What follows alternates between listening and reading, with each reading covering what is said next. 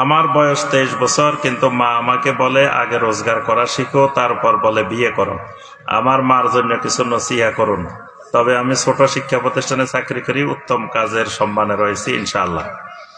জি, আপনার মায়ের জন্য যেটি গুরুত্বপূর্ণ নসিহা সেটি হলো সন্তান ছেলে বা মেয়ে যখন বয়স প্রাপ্ত হয় তখন তাদেরকে যত দ্রুত সম্ভব বিয়ের ব্যবস্থা করা, এটা মা বাবার দায়িত্ব এবং কর্তব্য। এবং বিয়ের সামর্থ্য আছে কিন্তু বিয়ে করাচ্ছেন না, বিলম্ব করতেছেন। এটার কারণে ওই সন্তান যদি কোনো গুনাহ করে, এই গুনার দায়ভার ওই মা বাবার উপরেও আসবে। যদি ইচ্ছা করে আপনি বিয়েতে বিলম্বিত করতেছেন কিন্তু গুনাহ করতেছে সন্তান।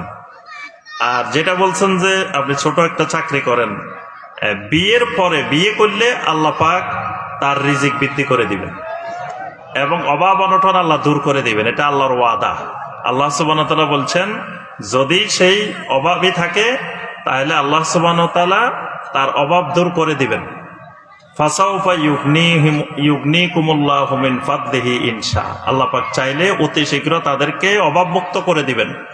এজন্য তাদের আপনি অভাব সামান্য ছোট চাকরি হলেও চিন্তা করার কোনো কারণ নাই যে বিয়ে করলে কেমনে চলবে, কারণ তার চলার ব্যবস্থা তো আল্লাহ করবেন।